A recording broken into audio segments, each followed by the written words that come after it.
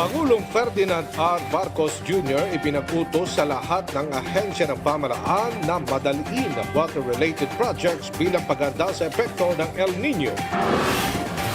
MMDA tiniyak na hindi mapaparalisa ang transportasyon sa ikinasang 2-day strike ng piston. Nakararaming Pinoy naniniwalang bubuti ang kalidad ng pamumuhay sa susunod na taon ayon yan sa SWS survey. Panukalang natutulak sa pagbuo ng archipelagic sea lane sa bansa, aprobado na sa Kamara. Dagdag singil sa tubig ng Maynilad at Manila Water sa susunod na taon, aprobado na ng MWSS. Mga otoridad at simbahan nag-aanda na para sa Simbang Gabi. At silipin natin ang Christmas Mansion sa Davao.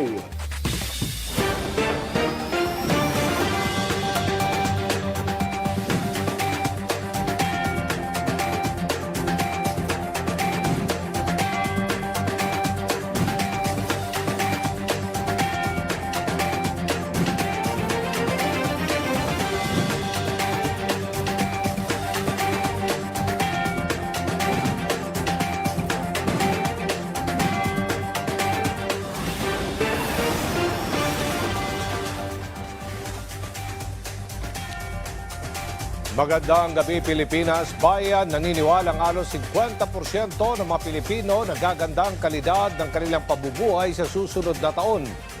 Batay sa non-commissioned quarterly survey ng SWS Social Weather Stations, lumabas na 48% ng mga Pinoy ay may positibong pananaw sa susunod na 12 buwan.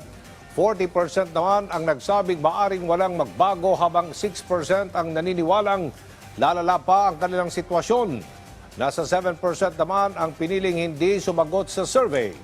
Ay sa SWS, katumbas ng resulta ng survey, ang net personal optimism score na positive 42 na nasa kategoryang excellent.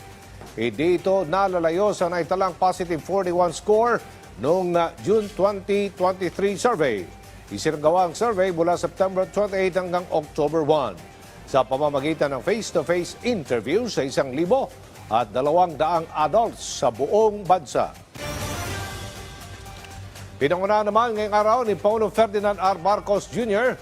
ang inaugurasyon ng Balbalungaw Small Reservoir Irrigation Project sa Nueva Ecija na makatutulong sa epekto ng El Nino. Ipinag-utos rin ng punong ehekutibo na tapusin ang lahat ng proyektong patubig hanggang Abril sa susunod na taon. Yan ang ulat ni Mark Fetalco. Upang paghandaan ng banta ng El Nino sa darating na taon, ipinag-utos na ni Pangulong Ferdinand R. Marcos Jr. sa Agriculture Department at National Irrigation Administration na tapusin ang lahat ng proyektong patubig sa April 2024. Meron tayong 4 na buwan para tapusin lahat yan, maging operational na lahat yan. Dahil ang ginawa kong deadline para sa ating mga departamento ay kako sa kanila, ang isipin natin ano ba yung kaya nating matapos by April of next year. Nang sa ganun, pag dumating, pag Mayo, ay nandyan pa yung tagtuyot at hindi pa umuulan, ay meron naman tayong sapat na water supply. Ito ang iniutos ng Pangulo sa inaugurasyon ng Balbalungaw Small Reservoir Irrigation Project sa Lupao, Nueva Ecija. Ayon sa Pangulo, makatutulong ang proyekto upang maibsan ang matinding epekto ng El Nino. I wish to emphasize that this project will also help address the effects of El Nino. We must be prepared to counter its effects, which may last until the second quarter of 2024. Dagdag ng Pangulo, hakbang ito ng pamahalaan upang mapataas ang produksyon ng bigas sa Nueva Ecija, ang Rice Bowl of the Philippines. Sa pamamagitan kasi ng paggamit ng multi-purpose dam, masusuplayan ng tubig ang halos 1,000 hektaryang pangsakahan. At higit 500 magasaka mula sa 5 barangay sa bayan ng Lupao ang inaasahang makikinabang sa masaganang ani at mas mataas na kita. Kung saan kami kumuha ng source ng tubig, gaya po sa ilog o tsaka sa mga hinuhukay para lang mapatubigan yung aming mga gulay at palay na inaanihan ng pinagkukunan ng ikinabubuhay namin dito sa Barangay San Isidro, Bayan ng Lupao. Napakalaking halaga po nitong proyektong ito. Kami po ay nagpapasalamat sa Pangulo at dinaluhan po niya itong inauguration na ito. At masusuplayan na ang matagal naming hiling na magkaroon ng magandang ani at 2 beses sa isang taon. Bawas gastos na rin ng mga magsasaka, lalo ngayon may libre na mapagkukunan ng tubig. Napakamahal ngayon ng diesel. Kaya yung iba, hindi na nila sinasaka pag during summer na gano'n, hindi na nila sinasaka yung panila kasi mas marami yung magagastos sila sa diesel. Plano rin ng Pangulo na baguhin ang istruktura ng binuong El Nino Task Force na siyang tututok sa maging epekto nito. This is, I think, a more serious and a more extensive effort because we really have to get everybody involved to be able to prepare, to make sure that we can minimize, alleviate, and adapt to to climate change. Sa harap naman ng nagbabadyang weather phenomenon, muling tiniyak ng Pangulo na nakahanda ang gobyerno sa ayudang kakailanganin ng mga kababayan nating maaapektuhan. Mark Fetalco, para sa Bayan. Pinangunahan ni Pangulong Ferdinand R. Marcos Jr. ang pamamahagi ng higit sa 100 excavator sa Zambales. Layo nito na mas mapabilis ang pagdevelop ng mga irigasyon sa bansa. May ulat si Kenneth Pasyente. 141 bagong mga excavator ang pinangunahang ipamahagi ni Pangulong Ferdinand R. Marcos Jr. na magagamit ng mga Irrigators Association sa iba't ibang panig ng bansa. Hakbang ito ng pamahalaan para patuloy na mapalakas pa ang agrikultura sa bansa at matiyak na maagapaya ng mga magsasaka. Bahagi ang mga unit na ito sa 3 taong refleeting program ng NIA na may 2.5 billion peso na pondo. Ayon sa Pangulo, makatutulong ang naturang mga kagamitan sa pagpapabuti ng mga irigasyon sa bansa na may positibong epekto sa agrikultura. Mapapalakas din nito ang core capability sa pagpapatakbo at pagpapanatili ng irrigation facilities sa buong Pilipinas. Inuuna natin ang production at alam natin ang pinakamahalagang bahagi na para pagandahin ang ating ani ay ang mas magandang patubig. Itong mga makinaryang ito ay gagamitin para pag-maintain doon sa ating mga facilities, doon sa ating mga irrigation facilities, paglinis ng siltation, at kung minsan gagawa sila ng bagong irrigation na kanal, at ulit para mas maganda ang magiging patubig. At marami kaming napuntahan na sa palagay namin, kahit na 2 plantings lang yung iba, kung talagang pagandahin natin ang patubig, baka makapag 3 plantings. Kaya yun, immediately 30% increase yan ng production. Gagamitin din ang mga equipment na ito sa pagsasaayos ng canals at iba pang irrigation facilities na nasira dahil sa mga kalamidad. Ayon pa sa Pangulo, hakbang ito ng pamahalaan para matiyak na hindi magiging problema ang supply ng tubig, lalo't nandyan pa rin ang banta ng posibleng epekto ng El Nino phenomenon. Dahil dito, ginagawa na ng pamahalaan ang lahat para maiwasan ang posibleng maging epekto ng tagtuyot. Kaya't lahat po ng aming kayang gawin, bago pa maubos ang ating mga water supply, ay ginagawa na namin upang pagka tumagal pa ang El Nino, ay meron tayo, nakahanda naman tayo na kahit papano, meron tayong patubig, meron tayong tubig para sa mga malalaking lungsod, meron tayong patubig para sa industriya, at lalong-lalo na ang pinakamahalaga sa lahat niyan ay ang patubig para sa agrikultura. Binigyang direktiba na rin ng Pangulo ang NIA at Agriculture Department na alamin ang mga pangangailangan ng magsasaka sa harap ng banta ng El Nino. We must be prepared to address the effects of El Nino. We have included in this effort the Department of National Defense, the DNR, and the Department of Agriculture para pag-aralan lahat ng ating kayang gawin upang mapaghandaan ang mga magiging hamon pagdating nga ng tagtuyot. So we have to think even in terms of cloud seeding, rainmaking, to ensure continuous supply of water to our farmlands. Makikipagkoordinasyon na rin daw ang Pangulo sa DBM para sa kinakailangang pondo sa karagdagang mga unit ng excavator para matiyak na magiging functional ang mga irrigation system sa bansa.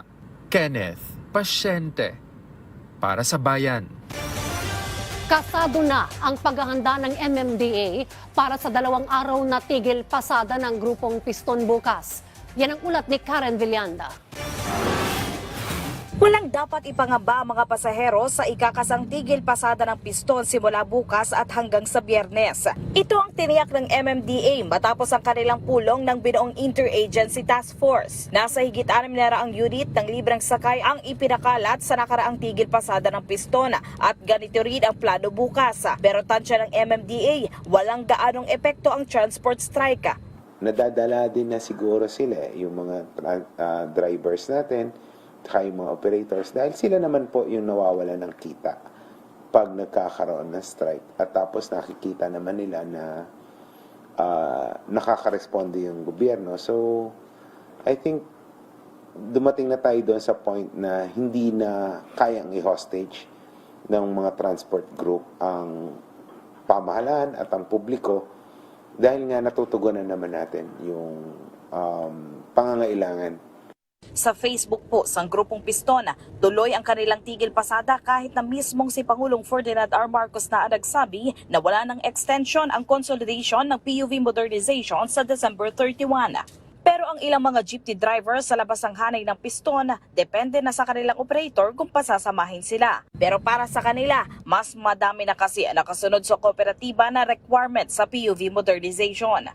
Para sa lahat ho. Yan, pero kung talaga, kasi nasa cooperative na ho yung iba Kaya hindi na yata, yung iba hindi, yung iya, oo. Parang hindi na 100% yata ang mga strike ngayon na maon kasi ngayon, katulad ngayon, kooperatiba lang ang nakakaramihan. Parang kakaunti lang ang sumasangay sa pag-i-strike. Sulong na natin modernization, pero pagkakuan, sana mapigilan din naman sana din ang ating traditional jeep. Sana wag naman mawala. Aminado naman ng MMDA na may kaunting abala ang tigil pasada sa kanila dahil sasabay pa ito sa Payday Friday at Christmas rush. Gayunman, sinabi naman ng MMDA na handa ang kanilang traffic management plan at mahigpit ring ipatutupad ang no leave, no absent policy sa mga MMDA enforcer.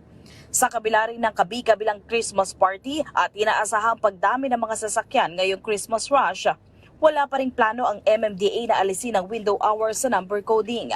Base sa kanilang monitoring, piling mga oras lamang sumisikip ang traffic at ito ay tuwing rush hour hanggang alas 10 o alas 11 ng gabi. Pero paalala ng MMDA, planuhin ang pagbiyahe. Ang tingin naman po namin kaya naming itawid.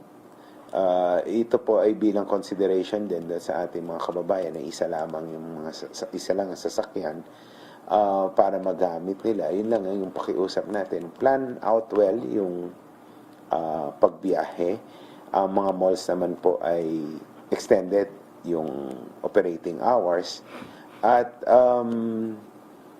tingin naman po namin kayang i-handle ng ating mga enforcers. Nag-extend naman po tayo ng duty hanggang 12 midnight. Karen Villanda para sa Bayan. Mahigit 1,000 pulis naman ang ipakakalat sa mga simbahan sa Davao City upang masigurong ligtas ang pagdaraos ng simbang gabi. Yan ang ulat ni Jason Amisola.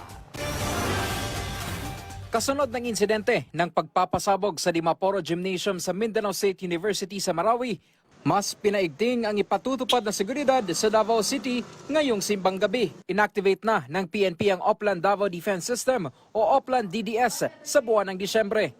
Oplan Davao Defense System, ito yung mga surprise checkpoints, especially sa mga border control and then itong mga areas na possible na dadaanan ng mga tao na connected into illegal activities. Kaya naman, humingi ng abiso ang otoridad sa publiko sa posibleng maranasang pagsikip ng trapiko dahil sa mahigpit na inspeksyon sa mga checkpoint. Anya, hindi lang ito para sa kaligtasan ng mga Davaoenyo, pati na rin sa mga bumibisita sa lungsod. Higit 1,000 security personnel ang nakatakdang in-deploy sa lahat ng mga simbahan sa Davao sa simbang gabi tuwing madaling araw. May dagdag ring force multipliers mula sa mga barangay at ibang security cluster at augmentation mula sa Police Regional Office 11. The Davao City Police Officer is still on full alert kasi marami kasi tayong activities dito sa Davao City Cell. From November 28 kasi yung Pasko Fiesta natin until December 31. And then our city director na full alert tayo lagi dito. Paalala pa sa publiko, gawing kaugalian ang culture of security na kung may makitang kahina-hinala, agad magsalita at isumbong sa pinakamalapit na on-duty officer. Ang San Pablo Parish sa Matina, Davao City, nag-install na ng CCTV camera sa iba't ibang bahagi ng gusali. Giapas na to karon sa parokya ang CCTV sulod sa simbahan. Hopefully karon 16 installed na ni siya para magamit nato during Misa de Gallo. Sigurado mi na makita gyud ang tibuok simbahan. Maliban dito, nagpatupad na rin sa simbahan ng one entrance, multiple exit at nakipag-ugnayan sa mga security cluster. Higit 4 na po ang mga simbahan na sakop ng Archdiocese of Davao. Mula rito sa Davao City, Jason Amisola para sa Bayan. Ulat sports muna tayo. Aarangkada na sa susunod na taon ang isang reality show kung saan masusubukan ang lakas, husay at determinasyon ng ilan sa mga atleta sa bansa. Yan ang ulat ni Rafael Bandayrel ng PTV Sports. Bibida ang mga lokal na atleta sa pinakabagong seryeng paparating sa susunod na taon. Ito ang Pinoy Strong 100, isang reality TV show na naglalayong ipakita ang pisikal na abilidad ng mga atletang Pilipino.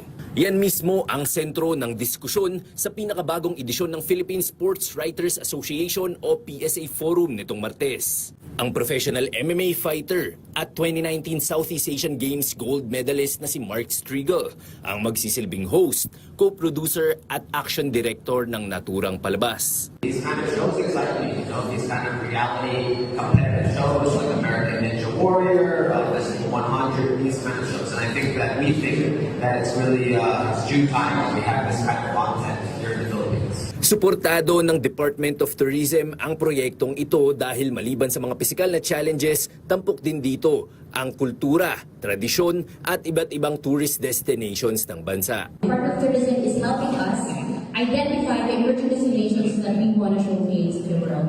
We've known Palawan, Boracay, they've been receiving awards, and DOT actually has now 7,642 islands to showcase to the world. Sa pangunguna naman ng Philippine Olympic Committee, idinaos na ang unang selection process ng serye sa Tagaytay nitong nagdaang weekend. Rafael Bandayrel para sa Bayan. Isang maagang pamasko ang natanggap ng mga atletang nakapag-uwi ng medalya sa nagdaang Hangzhou Asian Games. Karagdagang 10.6 million pesos ang ipinamahagi ng Philippine Olympic Committee sa mga atletang nagwagi sa Hangzhou. Nakatanggap ng tigi 1 milyon ang gold medalist na sina Annie Ramirez, Meggy Ochoa at EJ Obiena. Tig 200,000 naman ang binigay sa bawat miyembro ng Gilas Pilipinas para sa makasaysayan nilang gold medal.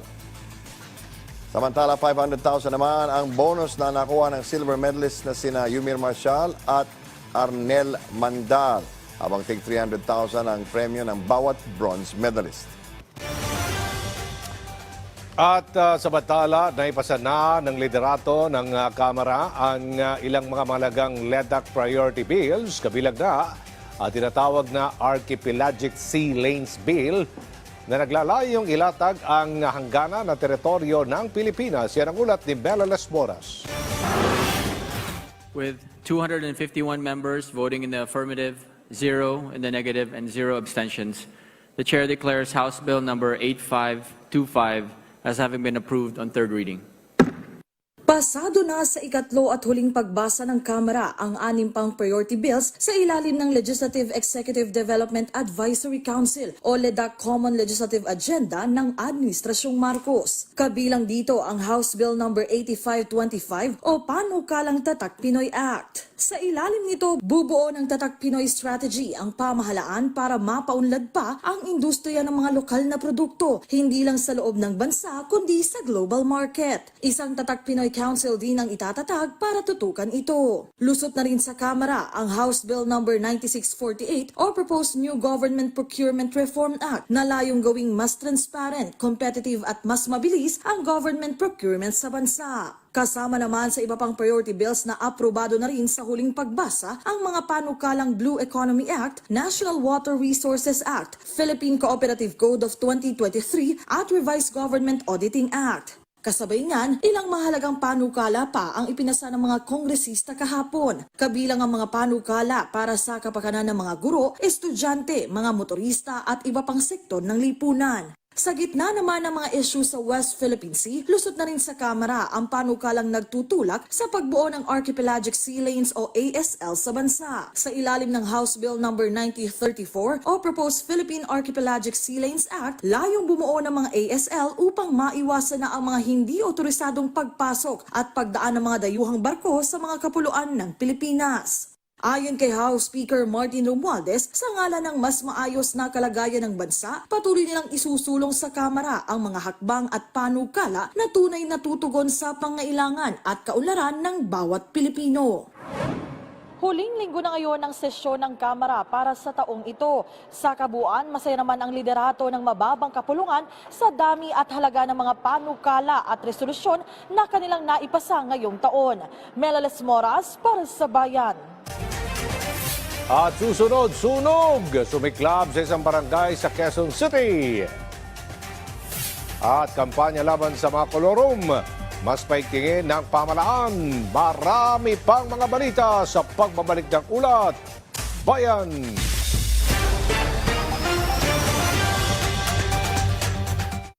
Saan mapapanood ang PTV? Sa bawat sulok ng Pilipinas. Reaching millions of Filipinos across the country through the power of terrestrial TV. Abot na abot namin ang mga Pilipino para sa tapat na balita at impormasyon. Dito'y Cordillera, kan Intero ang Luzon. Da kami, timapang namnamaan. Sa aton sa Visayas, wala kami mapugong sa pagpaabot sa unsang hitabo.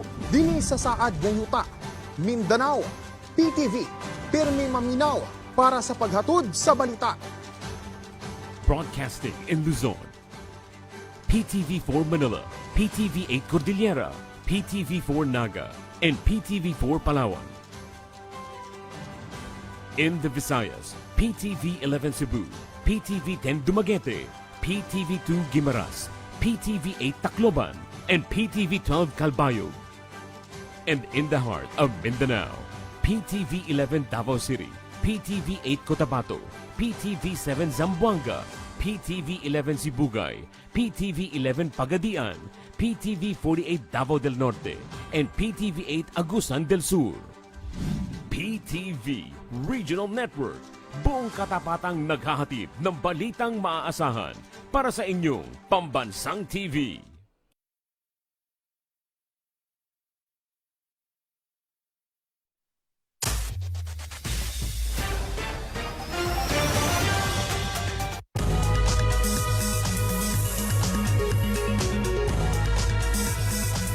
Sumiklab ang apoy sa isang lumang bahay sa Barangay Paligsahan sa Quezon City kagabi. Yan ang ulat ni Bian Manalo. Nabulabog ang mga residente matapos sumiklab ang sunog sa isang compound sa Barangay Paligsahan, Quezon City, bandang alas 11 kagabi. Kwento ng isang residente, ang kanyang ina ang unang nakaamoy ng usok at doon niya narinig ang sigawan ng mga kapitbahay. Kinuha na daw ng mother ko, nasa first floor siya eh. Ako nasa second floor. Minaamoy daw siyang amoy sunog. So, bumaba ako. Nung pagbaba ko, naamoy ko na rin yung sunog. Tapos narinig ko yung kapitbahay namin na sinisigaw na sila, nasunog-sunog. Ayon sa inisyal na investigasyon ng Bureau of Fire Protection, nagsimula ang apoy sa unang palapag ng two-story ancestral house na agad na itinaas sa unang alarma. Nagsimula po ang ating sunog sa bandang ground floor po sa may mezzanine. Di umano, meron po kwarto na may altar at nakita po ng isa sa mga nasa loob na meron po usok. Dagdag pa ng BFP, gawa sa kahoy ang bahay kaya mabilis na kumalat ang apoy. So ancestral po, medyo antik na po yung mga hangganan na yan, no? Pasado alas 12 na ng hating gabi nang tuluyang maapula ang sunog. Wala namang naiulat na nasaktan o nasawi sa insidente. Wala ring nadamay na iba pang kalapit na bahay. Patuloy ang investigasyon ng BFP sa tunay na pinagmula ng apoy. Bien Manalo para sa bayan. Sa Bukidnon, patay ang isang NPA leader matapos makaengkwentro ang mga miyembro ng Philippine Army. Habang sa Toledo, Cebu, pinagsasaksak ng isang lalaki ang dalawang individual habang natutulog sa loob ng kanilang bahay. Nagbabalik si Bien Manalo. Dead on the spot ang dalawang individual habang isa ang nasa kritikal na kalagayan matapos ang insidente ng pananaksak sa barangay Talavera, Toledo City, Cebu. Ayon sa investigasyon ng mga pulis, natutulog sa kanilang tahanan ng mga biktima nang pumasok ang sospek at saka walang awang pinagsasaksak ang mga ito. Sa ngayon ay nasa kustodiya na ng mga otoridad ang sospek habang patuloy ang investigasyon sa tunay na motibo sa krimen. Nakahandusay at wala ng buhay nang matagpuan ng mga pulis ang isang hindi pa nakikilalang lalaki na biktima ng pamamaril sa barangay Busay, Cebu City.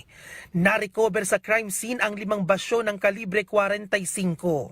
Iniimbestigahan na ng mga otoridad ang motibo sa pamamaril habang tinutugis na rin ang responsable sa krimen. Patay ang isang NPA leader sa engkwentro sa pagitan ng tropa ng pamahalaan at ng makakaliwang grupo sa Quezon, Bukidnon.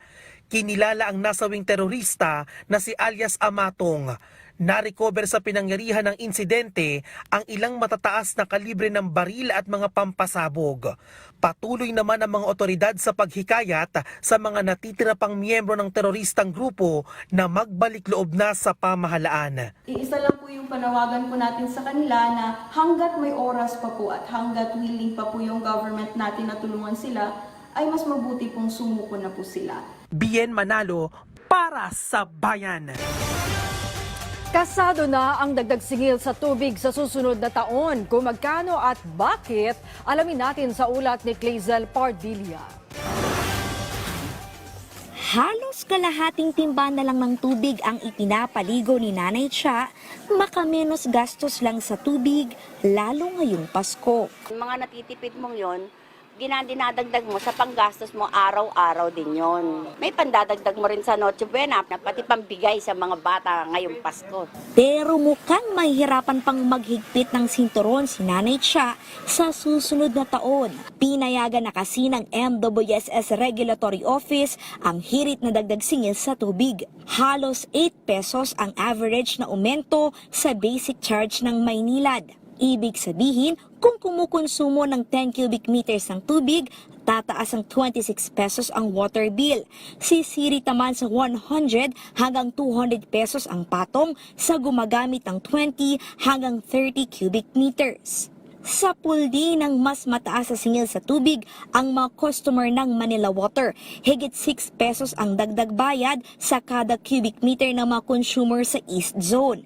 Ibig sabihin, lalaki ng 34 pesos hanggang 154 pesos ang bill ng mga consumer na gumagamit ng 10 hanggang 30 cubic meters ng tubig. Ayon sa MWSS, pinayagan ang rate rebasing para masigurong makukumpleto ang mga proyekto ng Maynilad at Manila Water na magbibigay ng karagdagang supply ng tubig sa harap ng banta ng El Nino. Isang dahilan din ng inflation o bilis ang pagtaas ng mga bilihin na nakadagdag sa gastos ng dalawang kumpanya. Sabi ng ilang consumer, Ay, hindi na po namin makakaya. Ngayon nga po, ang taas-taas na eh. Dapat hindi kami mawala ng tubig. Lalo na kung mataas ang singil. It is affordable. Again, I hope I'm asking the public for their understanding. What's more important, ang mas importante kasi dito ay tama po yung tapat na serbisyo. Kasi po, ang problema po, pag hindi po natin ginawa po itong tariff adjustment, ay baka magka-problema po tayo. At hindi po ma-provide ang tamang serbisyo sa ating mga consumers. At mas mahirap po ang epekto nito sa ating mga consumers. I can guarantee that there will be no water crisis because of these projects. Hinihikayat ng MWSS ang mga benepisyaryo ng 4Ps o may hirap na Pilipino na magparehistro bilang lifeline consumers para mabigyan ng diskwento sa bill. Kalezal Pardilia para sa Bayan. Quiet diplomacy ang estratehiya ngayon ng pamahalaan kaugnay sa usaping pagpapauwi sa 17 tripulanteng Pinoy na hawak ng grupong Houthi sa Red Sea. Yan ang ulat ni Daniel Badalastas. Sinisikap ng Department of Foreign Affairs na matugunan ang paglaya ng 17 Filipino seafarers na naging bihag ng mga rebelde sa Red Sea noong nakaraang buwan. Pagtitiyak yan ng isang opisyal ng DFA nang sumalang sa Commission on Appointments. Our consulate, our embassy ma'am in Riyadh, Saudi Arabia, covers the Houthi-controlled part of Yemen kasi nagrebelde po sila against the recognized government. But may quiet diplomacy po na nangyayari ngayon among the ambassadors po sa Oman. Inaantabayanan pa raw nila ang mga detalye mula sa Oman at Qatar. We are awaiting updates, ma'am, from our ambassador in Oman and our ambassador in Qatar. Why these ambassadors po? Because these two countries are the active ones in mediating po with the Houthis in the release po nung 17 seafarers. Samantala, muli na naman naungkat ng mga senador ang usapin ng International Criminal Court. Tanong ni Senator Amy Marcos sa pagsalang ng ilang kawani ng DFA sa CA kung bakit ito ginagawa ng ICC gayong gumagana ang rule of law sa ating bansa. Kinakawawa na tayo kahit parati nating sinasabi na ang batas ay mangingibabaw sa lahat. Bakit ganun? Anong silbi ng UN kapag ganyan? Tama ba yung paghihimasok ng mga tiga-ICC dito? Papayag ka ba na pumasok dito sa ating bansa para mag-imbestiga? Hindi po. Personally and professionally. Because ang investigative, ang saklaw po ng ICC ay na-justify lang kung mahina ang mga institutions ng isang bansa. At kung walang mga proseso na nangyayari sa loob ng bansa para i-hear itong mga kaso na dinadala sa kanila. Samantala, may iniulat din si Almuela hinggil sa target ng Pilipinas sa UN Security Council. We have about 70-80 votes at this time. We are confirming this right now. Ilan ang dapat? We need at least 2/3 of voting members, 100, so that's 130. But that's the minimum. We're aiming for a really strong first round, Your Honor. Daniel Manalastas para sa Bayan. Mas paigtingin pa ng Transportation Department ang kanilang pagbabantay laban sa mga kolorum na sasakyan. Ayon kay DOTR Command and Control Operations Center Chief Charlie Del Rosario, mula Nobyembre hanggang kahapon, umabot na sa 65 kolorum na sasakyan ang kanilang naharang. Magpapatuloy aniya ang kanilang operasyon para na rin sa kaligtasan ng mga pasahero. Kasabay nito, tiniyak din ng DOTR na papanagutin ang mga pasaway na namamasada kahit walang kaukulang permit o prangkisa. Wala rin umano silang sasantuhin sa kanilang panguhuli kahit pa miyembro ng uniformed personnel o nagtatrabaho sa iba't ibang ahensya ng pamahalaan ang may-ari ng lalabag na sasakyan. Serbisyo, mas dapat nilang alam na hindi dapat mag-operate ng isang bagay na illegal. Kahit anong bagay po, lalo na kung tayo nasa serbisyo, alam naman po natin yan. So, binabalaan po natin sila na wag po nilang i-engage yung sarili nila sa mga illegal na aktibidades. Dahil sigurado po na yung kamay ng batas ay aabutan at aabutan po sila. Ulat Sports muli tayo. Umusad na sa upper bracket semifinals ng M5 World Championship ang Pinoy Esports team na AP Bren. Tinalo ng AP Bren ang Geek Fam ng Malaysia 3-1 itong Martes ng hapon sa EMV Convention Center sa Quezon City. Dahil dito naiwasan ng Bren ang isang all-Filipino matchup kontra Blacklist International sa lower bracket. Susunod naman nilang makakatapat ang kapwa title favorites na Onyx Esports ng Indonesia sa Sabado, December 16 sa Rizal Memorial Coliseum sa Maynila. Kung mananalo ang Bren sa susunod nilang serye, aabante na sila sa Grand Finals ng torneo. Nasungkit ng St. Clair College of Caloocan ang kanilang ika-6 na sunod na kampyonato sa National Athletics Association of Schools, Colleges, and Universities o NAASCU. Ito ay matapos nilang talunin ng Our Lady of Fatima University sa finals ng Senior Men's Basketball sa San Juan. May ulat si Daryl Oclares ng PTV Sports. Muling pinagharian ng St. Clair College of Caloocan ang men's senior basketball ng National Athletics Association of Schools, Colleges, and Universities o NAASCU. Ito ay matapos nilang takasan ng Our Lady of Fatima University 50-48 sa championship game noong Martes sa PhilOil Eco Oil Center sa lungsod ng San Juan. Nanguna para sa St. Clair ang kanilang Senegalese import na si Babacar Endong na nagposte ng 12 points, 8 rebounds at 3 blocks. Dahilan para itanghal siya bilang most valuable player ng torneo. Yeah, that was really tough because we've been preparing for this coming NAASCU. So we know it's not going to be easy for us to get it done. So we was preparing for almost 7 months, be preparing playing the PhilOil here. So that was our home court. We was ready for it. Pag-amin naman ni Head Coach Genino Manansala, hindi naging madali ang pinagdaanan ng kupunan patungo sa kanilang ika-6 na sunod na kampyonato. Grabe, it's very hard to win 6 straight. Pero sabi ko nga, bilog ang bola. May mananalo, may matatalo. Kami ngayon yung nakakuha. Nagpasalamat din si Endong at Manansala sa ibinigay na suporta ng buong St. Clair community. Thank you for all of them. Thank you for the support. We love you so much. So our president, the coaches, the staff, the players, all of them, thank you because it was a family. That was a family. Work together. Huwag po kayo magsawang sumuporta sa St. Clair. Hindi lang naman yung men's, women's, mga volleyball team. Okay? Expect marami pa ang gagawin namin maganda para sa basketball. Sa iba pang mga laro, tinambakan ng Induran Colleges ang Our Lady of Fatima University 78-43 para angkinin ang Women's Basketball Championship. Samantala, wag naman ang Uira University laban sa St. Clair College of Caloocan 67-58 para maibuksan ang titulo sa men's junior basketball. Matapos ang Season 21, inaasahan naman na mas maraming kupunan pa ang lalahok sa Season 22 ng NAASCU. Daryl Oclares para sa Bayan. Sa pinakaunang pagkakataon, pinangunahan ng Pilipinas ang Indo-Pacific Regional Meet sa Lethal Autonomous Weapons System o LAWS. Isinagawa ito alinsunod sa panawagan ni Pangulong Ferdinand R. Marcos Jr. Layo ng aktibidad na mapalawak ang dialogo hinggil sa governance structures upang maiwasan ang weaponization ng emerging technologies. Kasama sa pag-uusapan ng implikasyon ng paggamit ng otonomiya sa mga armas mula sa ethical, moral, economic, social at humanitarian dimensions. Pakikinggan din sa pagpupulong iba't ibang opinyon mula sa civil society, industry, international law at peace and security.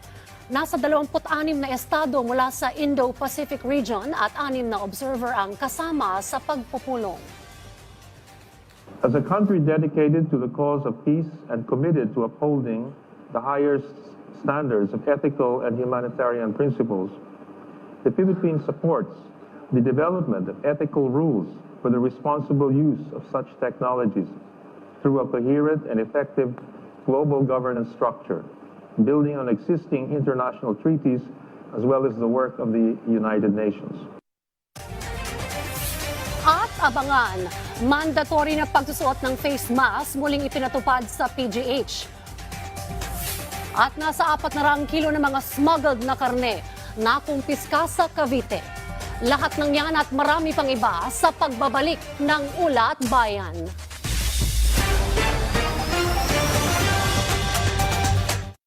Congratulations to the official voice of the People's Television, Mr. Bragi Braganza, for being recognized as the Outstanding Professional Network Voice-Over Announcer at the Southeast Asian Premier Business and Achiever Awards. Your PTV family is proud of you. PTV Consumer Watch, bantay presyo sa gasolina.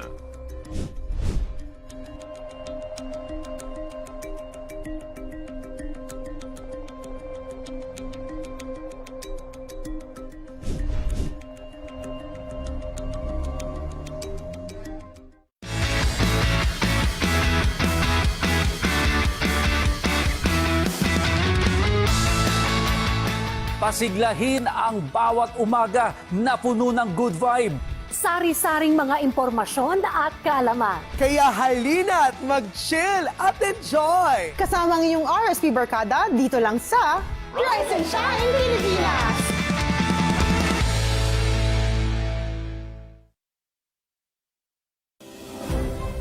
Another big achievement para sa ating schoolmates barkada. Congratulations for winning Philippine Pop TV Youth-Oriented Program of the Year sa ikawalong P-Pop Awards ng Philippine Pop Artists League. We owe it all to you, our dear schoolmates. Maraming salamat po at umasa kayo na patuloy kaming magbibigay boses sa kabataan para sa bayan.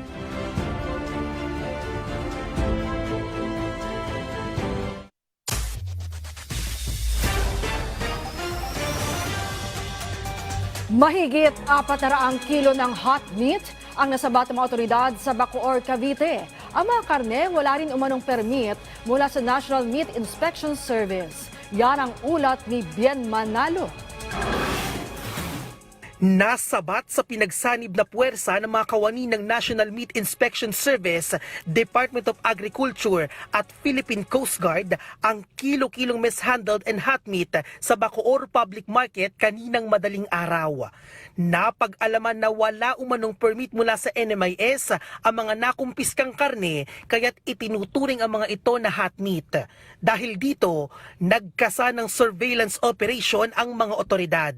So bali doon po sa pag-iikot po natin, meron po tayong nakita na mga karne na nagtitinda na wala pong karampatang permit. So nakumpiska po natin itong mga karne na to in violation of RA 9296 or yung ating tinatawag na Meat Inspection Code of the Philippines. Aabot sa mahigit 400 kilo ng hot meats ang nasabat na nagkakahalaga ng mahigit 100,000 piso. Ayon sa mga otoridad, maaari raw itong makasama sa kalusugan ng mga mamimili dahil hindi dumaan sa tamang inspeksyon. Kaya payo nila sa mga mamimili, Lagi po nating siguruhin na yung ating mga binibiling karne merong tatak ng pagsusuri. Tingnan po natin, hingin po natin yung ating Meat Inspection Certificate para sa ating mga local meat at Certificate of Meat Inspection naman po para sa ating imported meat. inisyuhan na ng Notice of Violation ang mga nahuling tindero dahil sa paglabag sa Meat Inspection Code of the Philippines. Habang dadalhin naman sa rendering facility sa Dasmariñas ang mga nakumpiskang karne para sa proper disposal. Bien Manalo para sa bayan. Nasa 80 milyong pisong halaga ng hinihinalang iligal na droga ang nasabat ng otoridad sa magkakahiwalay na operasyon sa Cebu, Cavite at Batangas. Nagbabalik si Bien Manalo. Aabot sa 10 kilo ng hinihinalang shabu na nagkakahalaga ng 68 million pesos ang nasabat sa ikinasang drug buy-bust operation ng mga operatiba ng PIDEA Region 7 sa Barangay Kasambagan, Cebu City. Nakilala ang nahuling drug suspect na si Harvey Torres, 30 taong gulang na tubong San Pablo City, Laguna at kasalukuyang naninirahan sa nasabing lugar. Nasamsam din kay Torres ang buy-bust money at mga drug paraphernalia. Tinatayang nasa 5,000 gramo ng marijuana na nagkakahalaga ng mahigit 600,000 piso ang nakumpiska sa entrapment operation ng PIDEA Laguna Provincial Office at General Mariano Alvarez Municipal Police Station sa GMA Cavite. Naaresto sa operasyon ang high-value drug personalities na nakilalang sina alias John at si alias Utoy. Nakuha rin sa mga drug suspect ang budal money at mga gamit sa droga. Patay naman ang isang drug suspect habang sugatan naman ang isang PIDEA agent sa joint drug buy-bust operation ng PIDEA Region 4A at Balayan Municipal Police Station sa Balayan, Batangas. Nakilala ang nasawing suspect na si alias Choi na kabilang sa Regional Target Listed Drug Personality habang naaresto naman ang kasama nitong si alias DJ. Nasa kote sa mga suspect ang mahigit 136,000 pesos na halaga ng hinihinalang shabu, buy-bust money, baril, mga bala at mga drug paraphernalia. Sa ngayon ay nasa kustodiya na ng otoridad ang mga nadakip na suspect na nahaharap sa kasong paglabag sa Comprehensive Dangerous Drugs Act of 2002. Patuloy naman ang pamahalaan sa pagpapaigting ng kampanya laban sa droga.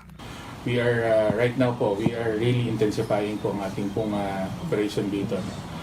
Considering po na ating pong mga binabantayan po ng mga nagtatangka po na magpasok na illegal na droga dito at maglabas, no, ay nagiging na po sila, no, nagiging innovative na po sila. No. Bien Manalo para sa bayan. Patuloy pa rin ang investigasyon ng Bureau of Fire Protection sa nangyaring sunog sa lungsod ng Lapu-Lapu sa Cebu, kung saan nasa higit 4,000 mga individual ang apektado. Yan ang ulat ni Jessie Atienza ng PTV Cebu. Kanya-kanyang pagtatayo ng tolda at pagbubungkal ng mga pwede pang maisalbang kagamitan ang mga residente sa sitio Santa Maria ng Barangay Pusok. Halos hindi umiimik pero ramdam ang bigat ng loob ng pamilya ni Jeffrey sa kanilang sinapit. Hindi nila magawang iwan ang lugar na kanilang kinalakihan. Yung una talagang punta ko rito, yung pamilya ko talaga. Yung mama ko at papa ko at saka yung kapatid ko. Yun ang priority talaga ko. Tapos yun, wala kaming na gamit, nakuha. Gagawin nyo dito? Dito lang kami. Until merong ayuda. Wala na ring babalik ang bahay si Nanay Juanita. Naabo ang kanyang tirahan sa mahigit 3 dekada. Wala kaming pera, tapos hindi ko alam kung, kasi yung mga kapatid ko wala talagang walang ibibigay sa akin kasi mahirap. Tulad sa akin, mahirap sila. Dagsa sa evacuation center ang mga nasunugan na agad binigyan ng mga gamot. May mga tolda para sa kanila, tubig at pagkain mula sa lokal na pamahalaan. Inaalam pa ng Bureau of Fire Protection ang sanhi ng sunog. Nangako naman ng tulong mula sa LGU para sa mga biktima. Ang iyong lang ko sa inyong pagsabot, magtinabangayta, si Mayor Among together with Kong Sandy and the rest of the city officials, dili mo na mo pasakyan, dili mo na mo biyaan, na arami sa inyong kiliran, anda may mutabang o musimbisyo para kaninyo. Base sa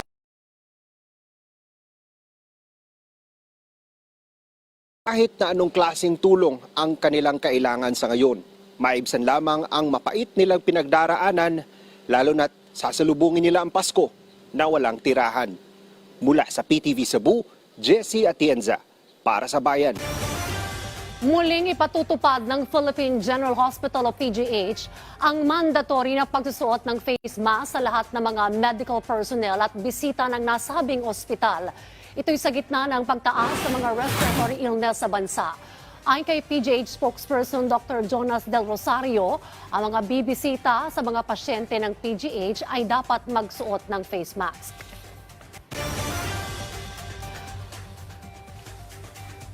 At kaugnay po ng balitang yan, makakapanayan po natin sa linya ng telepono ang tagapagsalita po ng Philippine General Hospital, si Dr. Jonas Del Rosario. Dr. Del Rosario, magandang gabi po sa inyo. Magandang gabi po sa inyo rin.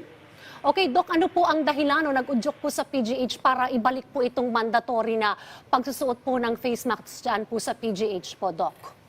Kasi nga po, nababalitaan natin at meron din kaming mga napo-confirm na nagiging positive sa COVID, na they come to PGH, may respiratory symptoms, at iba po ay positive sa COVID. At kagaya po ng nailabas na ng DOH na medyo tumataas na ang bilang ng COVID sa community, minarapat po namin na ibalik na po yung mandatory wearing of mask po kapag nasa PGH ka. Pag nasa premises ka ng PGH, at least ang minimum po ay yung surgical mask po ang isusuot.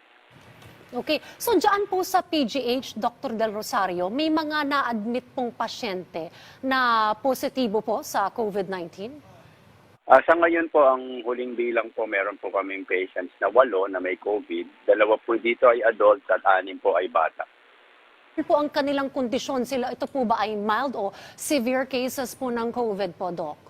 Yan pong 2 adults, mild lang po. Ang tawag po namin ay incidental COVID. Sila po ay na-admit sa PGH primarily sa ibang sakit. Meron po silang comorbidity, pero nag-test po silang positive sa COVID. So hindi naman po talaga COVID yung primary reason nila kung bakit sila na-admit Doon naman po sa PEDIA, may dalawa po doon na severe cases ng COVID pneumonia. At yung pong natitirang 4, yung iba naman po ay mild to moderate lang. Okay, so Dr. Del Rosario, yung pong mga pupunta po dyan, ang restriction lamang po ninyo ay yung pagsusuot po ng face mask. Hindi naman po kailangang pang magpa-test. Hindi naman po. Una po, yung mandatory masking po, actually, yun pong unang tinutukoy na sa aming mga healthcare workers po. No? Kasi po, nagkaroon na po kami ng policy na kung hindi ka naman pupunta sa mga clinical areas, hindi ka makikipag-interact sa mga pasyente, at nandun ka lang sa mga administrative offices noon o sa paligid ng PGH, pwede ka namang hindi mag-mask. No? Kaya lang ngayon po, ang ginawa namin, mandatory na nga po kahit saang lugar kang nasa PGH, at least magsusuot ka ng mask. So yun po tayo primarily para sa amin po mga employees. Now at the same time po, syempre marami pong taong pumapasok sa PGH, mga kung ano-ano po ang kanilang mga rason, no? Meron po, syempre marami po doon, merong mga kamag-anak na may sakit, meron din pong mga ibang nakikipag-transaction sa PGH. Yun po, kailangan din po nilang magsuot ng mask. Kahit hindi po sila pupunta sa mga ward, kundi pupunta na sila sa mga ibang areas po ng PGH. Mandatory po lahat ng papasok sa premises ng PGH, magsusuot na po ng mask.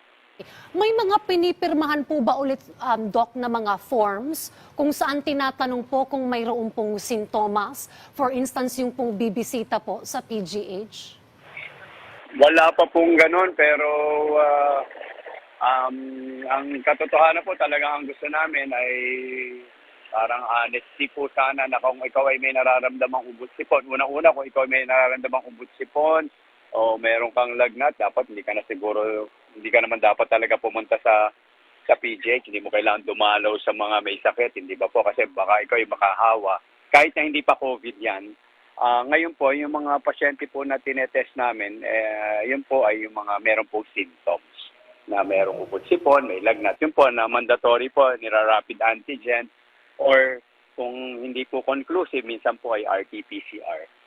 Well, on that note, maraming salamat po sa update at sa mga impormasyong ibinahagi niyo po sa amin, Dr. Jonas Del Rosario, ang tagapagsalita po ng Philippine General Hospital. Salamat po, Doc. Samantala, 18 Pilipino mula sa Lebanon ang nakauwi na sa bansa ngayong hapon. Sila po'y sinalubong ng Department of Migrant Workers sa NAIA Terminal 3. May isa pang batch ng mga OFW ang inaasa makakauwi na rin mula Beirut bandang alas 5 ng umaga sa susunod na Martes. Sa gayon, nasa 600 million pesos na ang inilaan ng DMW para sa repatriation.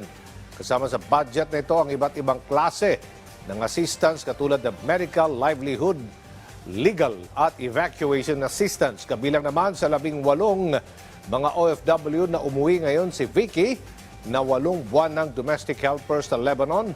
Sabi niya, dinesisyon na diyan ang bumalik sa Pilipinas dahil sa kaguluhan sa bansa.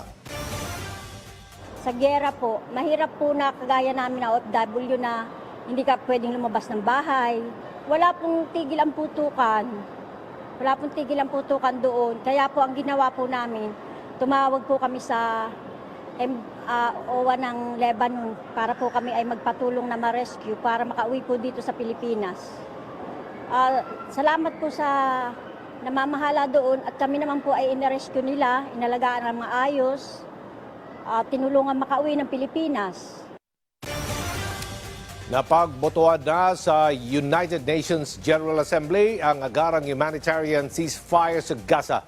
Mahigit 150 ang bumotong pabor sa resolusyong nagtutulak sa agarang tigil putukan. 23 ang nag-abstain habang 10 naman ang tumutol kabilang ang Israel at Estados Unidos. Bukod sa ceasefire, binibigyan din sa resolusyon ang unconditional release o pagpapalaya sa mga bihag at pagbibigay daan sa humanitarian access. Balitang sport, panalo ang Filipino-American Grandmaster na si Wesley So sa ikalimang round ng Champions Chess Tour Finals noong Martes sa Toronto, Canada. Sa score na 2-1, tinalo ni So ang kalabang Norwegian chess star na si Magnus Carlsen sa loob ng 59 moves ng Sicilian defense para masolo ang tuktok ng standings na may kabuang 6 na puntos. Sunod naman na tinalo ni So si Nodirbek Abdusatorov sa 6th round sa score na 1.5 to 0.5. Ngayong araw ay kasado na ang semifinals matchup para sa naturang chess tournament. Muling makakaharap ng top seed na si So si Abdusatorov, samantalang makakatapat ni Carlsen si Fabiano Caruana.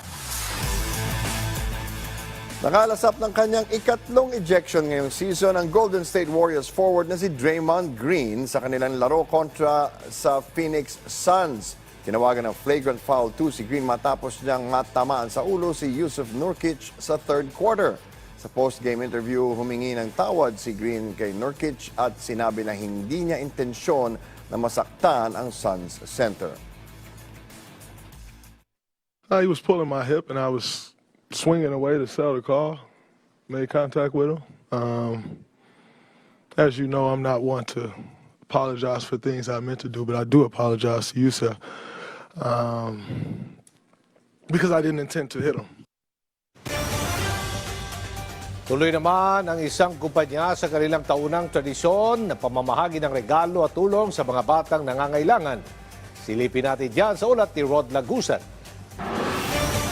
Sabi nila ang Pasko ay para sa mga bata na mapasaya sila ngayong Kapaskuhan. Makita ang kanilang mga ngiti at ma-enjoy nila ang kanilang kabataan. Bilang bahagi ng selebrasyon ng pagbibigayan ngayong holiday season, tuloy ang tradisyon ng isang kumpanya ng pagtulong sa mga nangangailangan, lalo na sa mga bata. Hatid ng Zumanity Group ang maagang pamasko sa mga bata mula sa Maynila at Makati. Ito'y bahagi ng kanilang pagbibigay tulong o corporate social responsibility, kung saan kasama ang mga anak ng kanilang mga empleyado na nagbigay ng regalo sa mga bata.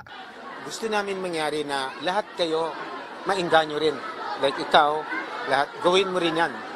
Okay? Pag ginawa natin lahat yan, buong bayan ngayon talagang napasaya natin, which brings the moral. Kasi pag makikita mo yung mga kasama mo, mga kapatid mo, less fortunate, masaya ka na rin.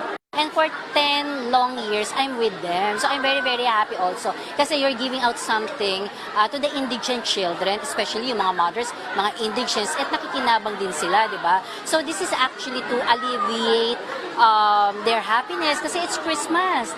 Ang mga batang dumalo ay masaya sa mga palaro at mga regalo na handog para sa kanila. Ang mga bata kasi need yan ng mga spirit ng Christmas kasi mga nakaraang taon hindi natin naramdaman yan na dumaan mga pandemic. Napakasaya po namin lalo na sa barangay namin dahil ang mga batang katulad nila nakakatanggap na mas maagang Christmas gift. Lahat po ng mga bata kasi itong mga batang to hindi niya pinababayaan sa mga tulong niya. Bukod ngayong araw ng gift giving, may nakalaan din na araw para sa 80 community sa Pampanga at Zambales at iba pang nangangailangan sa Cavite. Dito ay libre silang makakapasyal sa mga park ng Zumanity Group para mas maramdaman nila ang diwa ng Pasko, ang pagbibigayan. Rod Lagusad, para sa Bayan. Sa usapin ng panukalang pagsusulong ng charter change, naging hati ang opinyon ng mga mambabatas na buksan ang usapin hinggil dito. Ilang ulat ni Daniel Manalastas. Umani na iba't ibang reaksyon sa mga senador ang panukalang isulong ang charter change matapos na isisulong ito ng ilang mambabatas sa mababang kapulungan. Ilang senador ang bukas sa usapin. Ang Chacha, parati naman dapat pag-usapan talaga yung 1987 Constitution.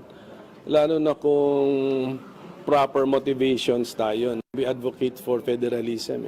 So pag sinabing review the Constitution, open ako dyan. But federalism, wag yung ibang agenda. Gayunman, mayroong ilang usapin na nag-aalinlangan si Pimentel. May ibang agenda is buksan ang pag-aari ng lupa. I-allow ang foreigners na may-ari ng lupa sa Pilipinas. Buksan ang business kuno, di ba? Business na pati natural resources, i-allow natin ang exploitation ito. Sabi naman ni Senate Majority Leader Joel Villanueva, dapat isaalang-alang kung tama ang panahon at kung tama ba ang prosesong gagawin. We're always open to anything. Baka muli maging biktima yung sino mang magtutulak nito na gusto lamang palawigin yung kanilang termino, di ba? Which is a valid point, no? Kailangan, you have to be more circumspect of the time. Sabi naman ni Senator J.V. Ejercito, kung economic provision lang, baka pwede pa. Pero kung probisyong politikal, Political kasi baka it will not, I don't think people will like that. habang para kay Senator Amy Marcos, Talagang sinabi na ni PBBM na hindi napapanahon kasi dapat nakatutok tayo sa hanap buhay ng tao at ibagsak ang presyo ng bigas at iba pang bilihin. sabi naman ni Senator Chis Escudero, walang perpekto o hindi perpektong panahon para i-review ang konstitusyon. Pero dapat daw masagot kung anong proseso ang gagawin sa pag-amenda at ano-anong probisyon ang babaguhin. Daniel Manalastas para sa Bayan. Kasunod ng planong investigasyon sa mga aligasyon laban sa leader ng Kingdom of Jesus Christ na si Pastor Kibuloy, iginiit ng kanyang abogado na hindi dapat maglabas ng Immigration Lookout Bulletin Order ang Justice Department. Alamin natin kung bakit sa ulat ni Luisa Erispe. Sa gitna ng mainit na talakayan sa Senado ukol sa aligasyong rape, sexual abuse at human trafficking laban sa leader ng Kingdom of Jesus Christ na si Pastor Kibuloy, nagpatutsada na ang abogado ni Kibuloy na si Attorney Ferdinand Topacio laban kay Senator Risa Hontiveros. Giid ni Topacio, pambubuli lang ang ginagawa ng senador dahil hindi naman umano ang Senado ang tamang lugar para sa investigasyon. Sinabi pa ng abogado, kung totoong malakas ang hawak niyang mga ebidensya at witness, bakit hindi ito dalhin at isampa sa korte? Ang Senado po ay hindi korte. Sinabi na po yan ng Korte Suprema. The Senate is not a court, it is not the police, it is not an investigative agency. Its job is to legislate. In the same way that courts cannot legislate, the Senate or the House cannot determine the guilt or innocence of anyone. Itong hamon ko kay Senator Hontiveros. Di tulungan ng tanggapan niya na mag-file ng kaso sa korte.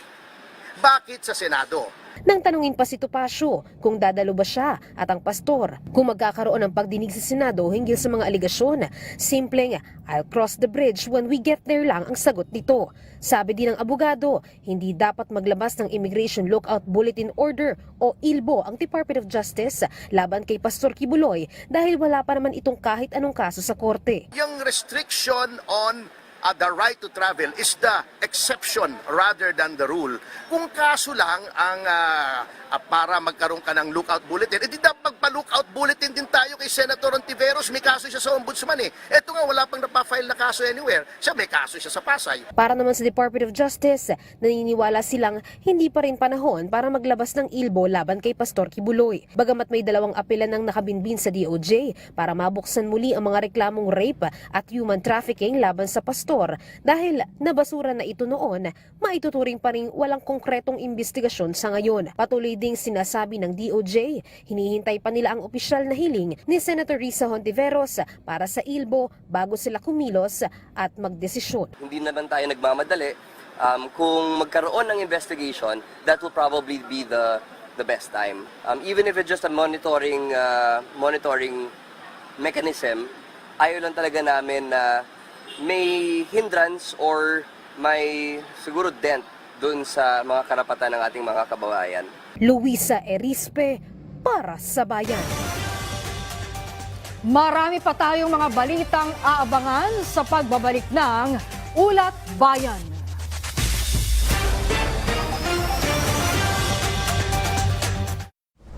Kumpleto na ang inyong umaga sa pangmalakasang balitaan at komentaryo.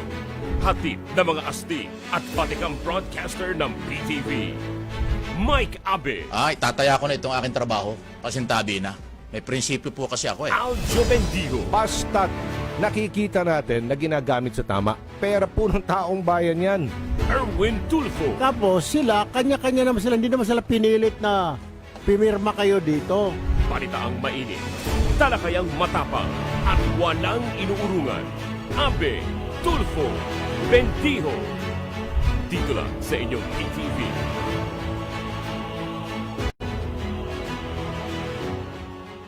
Disaster Watch. Paghahanda bago ang lindol. Alamin ang mga maaaring magdulot ng pinsala sa inyong lugar. Maging pamilyar sa mga sumusunod. Fire extinguishers, medical kit, exit routes, evacuation plan, Siguraduhin matibay ang bahay at paayos ang mga sirang bahagi nito. Ayusin ang pag-iimbak ng mga nakalalasong kemikal at mga bagay na maaaring maging sanhi ng sunog. Siguraduhin ligtas ang pagkakalagay ng mga mabibigat na bagay. Ihanda ang go bag na naglalaman ng mga kinakailangan. Makipag-ugnayan sa mga lider para sa plano sa paglikas. Pag-usapan din sa pamilya kung saan tutungo sa oras ng kailangan lumikas. Makilahok sa mga pagsasanay ukol sa lindol. Sa panahon ng sakuna, dapat laging listo.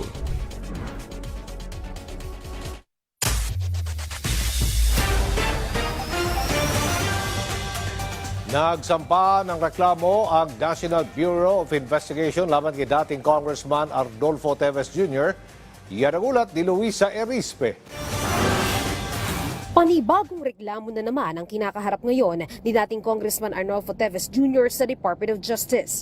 Ito ay financing terrorism at providing material to support terrorists. Ang National Bureau of Investigation ang naghain ng mga reklamo. Pero ayon sa DOJ, bunga ito ng pagbusisi ng Anti-Money Laundering Council sa mga bank records at transaksyon ni Teves dahil tinuring na siya na isang terorista. Nakikita naman ng DOJ, mas pinalakas nito ang patunay na dapat lang matawag na terorista si Teves at ang kanyang grupo. It's one thing to be designated as a terrorist group. It's another thing to finance terrorism. No? Kaya dalawa po yung charge, magkaiba po yan. No? And the fact na sinundan po natin ang pera, the panel of prosecutors have seen and built up a case of terrorist financing means na meron talagang links. Ang mga respondents naman sa dalawang bagong reklamo, bukod kay dating Kong Teves, kasama din ang anak niya at kapatid na si Axel at Pride Henry Teves. Kasama rin ang umano'y co-mastermind sa Digamo case na si Marvin Miranda. Ngayong araw ang unang preliminary investigation, pero naunsyami ang pagsusumite ng kampo ni Teves ng counter affidavit dahil wala umano silang kopya ng reklamo. So, hindi po tayo makakagawa ng counter affidavit o kung anong dapat nating isumite kung siyempre wala tayong kopya or yung iba ay hindi po nila mabasa yung kanilang CP. Sa December 19 ang susunod na pagdinig sa mga panibagong reklamo. Samantala ayon naman sa DOJ, hanggang sa ngayon, naniniwala silang nasa Timor-Leste pa rin si Teves at humihingi pa rin ito na malagay sa asylum. Nagsumiti na ang DOJ ng hiling na magkaroon ng red notice si Teves sa International Police para mahuli at mapauwi siya sa Pilipinas para harapin ang mga kaso laban sa kanya. Yung application for Interpol has already started. No, I have yet to get the official feedback whether he's on the red list already. But as far as I know, nagsulat na po kami requesting that he be put on the red list considering meron na po siyang warrant of arrest. Luisa Erispe para sa Bayan. Tiniyak ng House Committee on Legislative Franchises na daraan sa masusing talakayan ang panukalang nagtutulak sa tuluyang pagtanggal ng prangkisa sa Sunshine Media Network International o SMNI. Yan ang ulat ni Melales Moras. Nakatakdang ipagpatuloy ng House Committee on Legislative Franchises sa Enero ang kanilang pagdinig ukol sa mga resolusyon at panukala laban sa SMNI. Pinakabago riyan ang House Bill No. 9710 ni One Rider Party List Representative Ramon Rodrigo Gutierrez na nagtutulak sa tuluyang pagkansela ng prangkisa ng TV network dahil sa umunoy patong-patong na paglabag. Iba pa ito sa una ng pinagtibay ng Kamara na resolusyong humihikayat sa NTC na suspindihin lang muna ang prangkisa ng SMNI dahil ngayon tuluyan na itong pinare-revoke. It would be up to the committee to decide. And from what we have seen in the previous separate, albeit related resolutions, we would say po na I think that there's a valid ground po. Ayon kay Legislative Franchises Chair Gaston Bunting, tatalakayin nilang mabuti kung ano ang pinakamainam na gawin sa SMNI. Ayaw niyang pangunahan ang magiging pasya ng komite pero kung ang suspension appeal nakalusot, malamang ay ganito rin umano ang mangyayari sa revocation. Gayunman, bago tuluyang maipasa sa Kongreso, kailangan din ito ng suporta mula sa Senado. The issue here is not about SMNI per se. It's not about Eric, it's not about not even about freedom of the press. The issue here is there a violation? And if all these resolutions that were filed are true, then indeed it is a violation of the franchise granted by Congress. And directly, of course, because they are congressmen that voted for the grantee, then you can say it's the Filipino people that really granted that franchise. And that's for us to determine if they still deserve that privilege. Kahapon nakalabas na mula sa detention cell ng Kamara ang SMNI host na sina Lorraine Badoy at Jeffrey Celis matapos ang 1 linggong pagkakadetine. Unang na-cite in contempt ang dalawa dahil sa pagtatago ng impormasyon at hindi pagsasabi ng totoo. Pero binawi na yan ngayon ng komite sa ngalan ng humanitarian reasons at bilang diwa na rin ng nalalapit na Kapaskuhan. I said sorry and I apologize for my disrespectful behavior sa pagsigaw ko ng kangaroo court sa kanila sapagkat yun ay burst of emotion sa panahon na nagpapaliwanag kami, binubusalan kami. But I did not retract, I will not retract. We were very ready to spend our holidays here away from our family. We were very ready to do that. And that's very important kasi pinaglalaban natin dito ang ating bansa at ang mga anak natin. And siguro gusto kong magpasalamat sa ating mga kababayan na narinig ang boses ninyo, no? Kasi we're very clear that this is not about us. None of this is about just me and Eric. It's about our country. Kasabay nito, paulit-ulit namang dumidepensa ang SMNI laban sa mga ibinabato sa kanilang mga umano'y paglabag. Melalas Moras para sa Bayan. Pag-aaralan pa ng Korte Suprema ang mga petisyon hinggil sa 125 million pesos na confidential funds na ginamit ng Office of the Vice President noong 2022. Ayon kay Chief Justice Alexander Gesmundo, kailangan pa nilang himayin ang mga petisyon dahil sa iba-ibaan niya ang basehan ng mga apela. Tinitingnan din nila kung posible bang pagsama-samahin ng mga apela o magkaroon ng oral argument single dito. Sa ngayon, hinihintay pa ng SC na magkomento sina Vice President Sara Duterte, Executive Secretary Lucas Bersamin at DBM Secretary Amena Pangindama na kabilang sa mga respondents. Pag-aaralan pa namin kung i-consolidate o itatackle na isa separately kasi iba-iba yung issues na nire-raise ng bawat petisyon. Nakatakda ng imbestigahan ng House Committee on Public Order and Safety ang umano'y pang-aabuso sa kapangyarihan ng isang NBI agent sa Quezon City. Kanina, dumulog sa tanggapan ni House Deputy Majority Leader Erwin Tulfo ang isang biktimang nagpakilalang si Michael Gonzaga na nakulong ng 2 linggo matapos lang makaalitan sa parking ang anak ng isang NBI agent. Kwento ni Michael na sagi lang niya ang parking barrier ng taga-NBI at agad nang rumesbak ang nasa 10 kasamahan nito na kalaunay humantong pa sa kanyang pagkakakulong. Humarap din sa opisina ni Tulfo ang mga taga-NBI pero nanindigan wala silang ginawang mali. Tingin naman ni Congressman Tulfo may pang-aabuso sa kapangyarihan na nangyari rito. Nakarating na rin ang insidente kay Public Order and Safety Committee Chair Dan Fernandez at target na nila itong imbestigahan sa komite upang matukoy kung sino ang mga may sala at magsilbing aral sa ibang kawani ng pamahalaan. Sa ngayon, alinsunod sa kautusan ni NBI Director Medardo de Lemos, nirelieve muna sa pwesto ang mga NBI agent na sangkot sa insidente, habang nagsasagawa na rin sila ng internal investigation ukol dito. Marami kaming nakita ni Congressman Dan na problema na flow doon sa pag-aresto. Yes, sir. Dahil lang sa parking, ginalaw yung parking bollard, nakulong ito ng 2 linggo. Kita mo naman yan, para namang homicide yung kaso, para nakapatay. Pangalawa, iniimbestigahan na sila ng barangay, hinablot ng NBI sa barangay. Kustodiya ng barangay. Hindi mo po pwede. Dahil merong video, if you want, I can give you the copy of CCTV of the barangay. Dumating sila, 10 SWAT member daw nila. Pero actually, kasamahan lang nila sa IPRD. Intellectual Property Rights Division. Hinablot ito.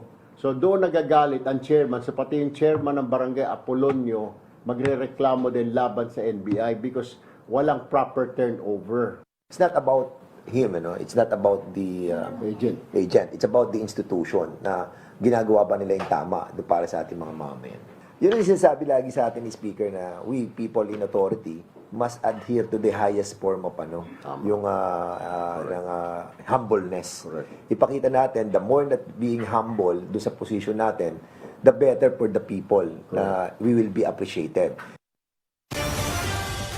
Binigyang diin ng isang eksperto ang kahalagahan ng patuloy na paninindigan ng bansa sa teritoryo sa West Philippine Sea. Kasama na rin dito ang labanan ang ginagawang disinformation tactic ng China. Yan ang ulat ni Rod Lagusad. Huwag magsawang sumuporta sa paninindigan ng Pilipinas sa teritoryo ng bansa sa West Philippine Sea. Ito ang dapat na maging saloobin ng mga Pilipino ayon sa isang analyst kasunod ng pinakahuling aksyon ng China, ang panibagong water cannon incident at ang patuloy na disinformation. Paliwanag ni Dr. Sherwin Ona, West Philippine Sea Analyst at Associate Professor ng De La Salle University, ito ay bahagi ng pangmatagalang estratehiya ng China. Anya, kailangan magkaroon ng whole of society approach sa usaping may kinalaman ng bawat Pilipino at para na rin sa mga susunod pang mga henerasyon.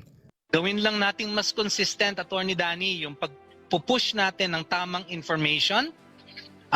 Kailangan mas maging matibay ang ating narrative. Kasi ngayon, makikita ninyo, parang incoherent pa yung ating mga narratives. Kailangan natin pag-isahin yon, at ipakita, hindi lamang sa ating mga kababayan, maski sa buong mundo. Ayon kay Ona, ginagawa ng China ang mga pangaras upang manaig ang kanilang paniniwala na kanila ang teritoryo at makumbinsi maging ang international community. Kung titingnan natin, yung ginagawa sa atin, ito ay parte ng tinatawag na gray zone tactics ng China upang ipakita sa atin na willing kaming i-enforce ang aming paniniwalaan at ito ang gagawin namin sa inyo. I-water cannon namin kayo, i-laser pointing namin kayo. Ang mas nakababahala ayon kay Ona, ang mga hindi nakikita tulad na lang ng disinformation, tulad ng pag-iiba ng kwento sa tunay na nangyayari sa West Philippine Sea kasama na ang paninisi sa Pilipinas.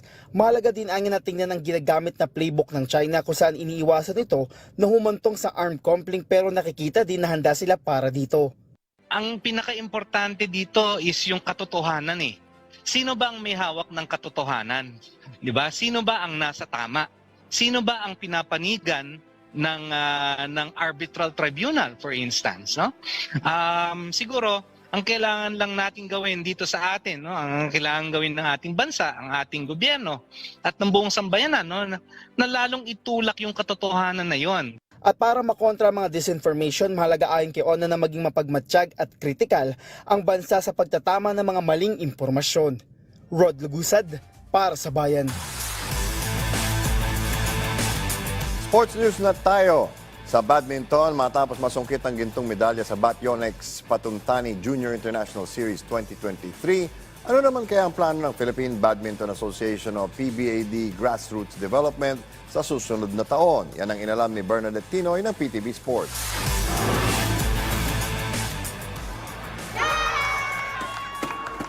Wagi ng gintong medalya sina J.R. Pandi at Mary Destiny Ontal na under-17 mixed doubles sa katatapos na Bationex Patuntani Junior International Series 2023 na idinao sa Thailand. Ayon kay Philippine Badminton Association o PBAD Grassroots Development Head Kevin Alfred Dalisay, target nilang madagdagan pa ang mga medalyang may uuwi ng bansa sa Bationex sa susunod na taon. This is the first time for the under-17 juniors mixed doubles ng Philippines. So history rin to for them. Kaya sobrang, I think, makakatulong to sa kanila to boost their confidence. Aminado naman si J.R. Pandi na hindi naging madali ang pag-e-ensayo nila dahil bukod sa mixed doubles ay lumaban din sila sa individual category. Nagpahinga lang po talaga kami na maayos kasi kailangan po maging mentally, physically at emotionally prepared po kami sa finals. Layon din ni Dalisay na paigtingin pa ang mga torneo sa bansa upang patuloy na makadiskubre ng mga atleta na maaaring sumabak sa international tournaments. Best effort kami to create more local tournaments to give them the exposure na kailangan ng mga bata. Kasi with regards to international competition, dapat kasi talagang prepared sila. Bernadette Tinoy para sa Bayan. Sa volleyball, pasok na sa final round ng Premier Volleyball League Second All-Filipino Conference ang Chocomucho Flying Titans. Ito ay matapos patumbahin ng Flying Titans ang Signal HD Spikers sa semifinal round na nagtapos sa score na 3-1. Ito ang kauna-unahang pagkakataon na makakapasok ang koponahan sa final round ng liga. Makakatapat naman ng Choco Mucho ang wala pang talo na Creamline Cool Smashers bukas ng alas 6 ng gabi sa Mall of Asia Arena.